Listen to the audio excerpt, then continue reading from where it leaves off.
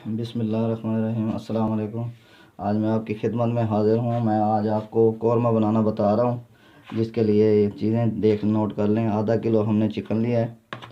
उसके बाद हमने कौरमा मसाला लिया, एक चम्मच लाल मिर्च ली है, एक चम्मच हमने सूखा धनिया लिया है, एक चम्मच नमक लिया हमने, एक चम्मच हमने गरम मसाला पिसा हुआ लिया है, और इसके साथ हमने ये 3 से 4 अदद मिर्चें ली हैं, एक टमाटर कटा हुआ, लहसुन लिया है 3-4, और अदरक लिए दो। ये सारी चीज़ें ले लेनी है। इसको ग्राइंड करना है। सबसे पहले हम गोश्त लेंगे, इसको धो के रखा हुआ है हमने। इसमें डालेंगे, घी डाला है सबसे पहले, उसके बाद गोश्त डाल दिया, अदरक लहसुन टमाटर का पेस्ट डालेंगे,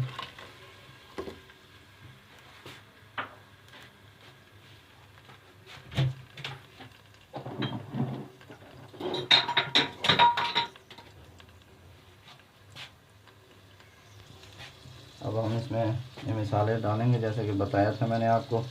इसमें गरम मसाला है, नमक, सूखा धनिया है, लाल मिर्च और गरम मसाला पिसा हुआ है, हल्दी है। ये सब कुछ मिक्स कर देंगे इसमें। इसको थोड़ा सा हिलाएंगे।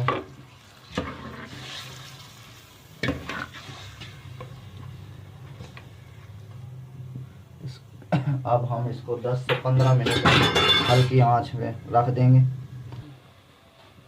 10 मिनट के लिए हमें इसे हल्की आंच पे ढक्कन दे के रख देंगे, पकने के लिए रख देंगे, फिर इसको देखेंगे।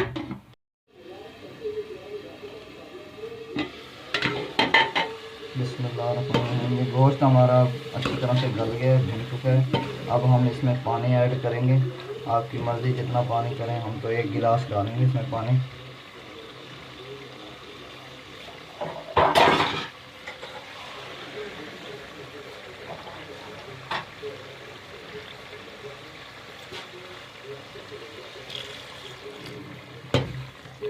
हमने इसमें पानी ऐड कर दिया।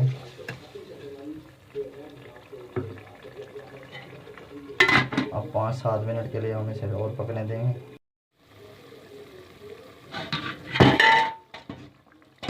बिस्मिल्लाहिर्रहमानिर्रहीम। यह हमारा कौरमा तैयार हो चुका है। अब हम इसमें कटा हुआ धनिया डालेंगे,